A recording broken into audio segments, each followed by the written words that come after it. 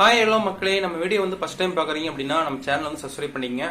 இன்னைக்கு நம்ம வீடியோ என்ன பார்க்க போறோம் அப்படின்னா ப்ளூ ஸ்டார் படத்தோட ரிவ்யூ தான் பார்க்க போறோம். ப்ளூ ஸ்டாரோடைய கதை என்னப்பா அப்படின்னு கேட்டீங்கன்னா, சாந்தனு அசோக் செல்வன் ரெண்டு பேருமே வந்து கிரிக்கெட் பிளேயர். ஒரு ஊருக்குள்ள வந்து கிரிக்கெட் பிளேயரா இருக்கும்போது ரெண்டு பேருமே பிரிஞ்சிருக்காங்க. ஒரு அரசியல்வாதி வந்து சாந்தனுக்கு வந்து சப்போர்ட்டா இருக்காப்ல. அசோக் செல்வனோட டீம் பாத்தீங்கன்னா ப்ளூ ஸ்டார், சாந்தனுவோட டீம் பாத்தீங்கன்னா ஆல்பா. ரெண்டு பேர்த்தோட டீமும் பாத்தீங்கன்னா விளையாடும் போது ரெண்டு பேருமே முட்டி மோதிக்குவாங்க, முறைச்சுக்குவாங்க.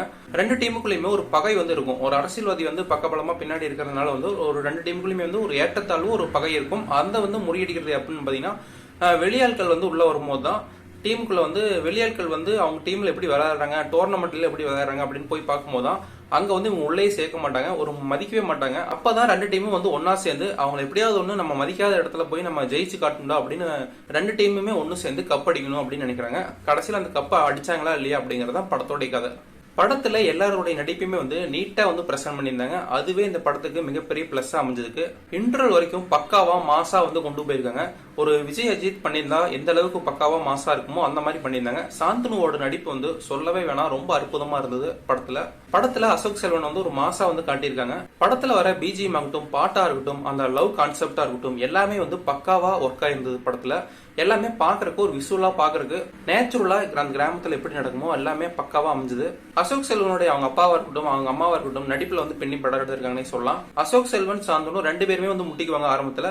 கடைசியில் ரெண்டு பேரும் ஒன்னு சேர்ந்து ஒரு டீம்ல வந்து களமிறங்கும் போது வில்லன் கதாபாத்திரம் வந்து இன்னும் கொஞ்சம் ஸ்ட்ராங்கா வடிவமைச்சிருந்தா படம் வந்து இன்னும் பெருமளவுல வந்து பேசப்பட்டிருக்கும். படத்தோட பிளஸ் என்னன்னு பாத்தீங்கன்னா எங்கேயுமே வந்து போர் அடிக்கல. அடுத்து என்ன அப்படின்னு ஒரு சீரிஸ் மூட்லயே கொண்டு போயிட்டாங்க படத்தை. படத்துக்கு மியூசிக் வந்து ரொம்ப ரொம்ப இம்பார்ட்டன்ட். அது வந்து பக்காவா எல்லா இடத்துலயுமே வந்து கரெக்டா கொடுத்துருந்தாங்க படத்துக்கு. ஒரு மாசுனா அதுக்கு இந்த மாதிரி பிஜிஎம், ஒரு அனிருத் மியூசிக் போட்டிருந்தா எப்படி இருக்கும் அந்த படத்துக்கு, அதே மாதிரி மியூசிக் வந்து வேற லெவல்ல இருந்தது படத்துல. படத்தோட கதையும் சரி, மியூசிக்கும் சரி, அதோட விஷுவல் அமைப்பும் சரி ரொம்ப நீட்டா பிரசன்ட் பண்ணியிருந்தாங்க. இது என்னப்பா நார்மலா வழக்கமான கதை தானே அப்படின்னு நம்ம எடுத்துக்க முடியாது. ஏன் அப்படின்னாக்கா இதுக்கு உள்ள ஒரு அரசியல் இருக்கு இல்லையா, நம்ம ஒரு ஏற்றத்தாழ்வு இருக்கு இல்லையா, அந்த ஏற்றத்தாழ்வை வந்து பேசக்கூடிய படம் இது. கண்டிப்பா எல்லாரும் பார்க்க வேண்டிய படம். இன்டர்வல் வரைக்கும் விறுவிறுப்பா கொண்டு போனாலும் இன்டர்வலுக்கு மேல கிரிக்கெட் பேஸ்டா வரதுனால நமக்கு கொஞ்சம் போர் அடிக்குதோ அப்படிங்கிற மாதிரி தோணும்.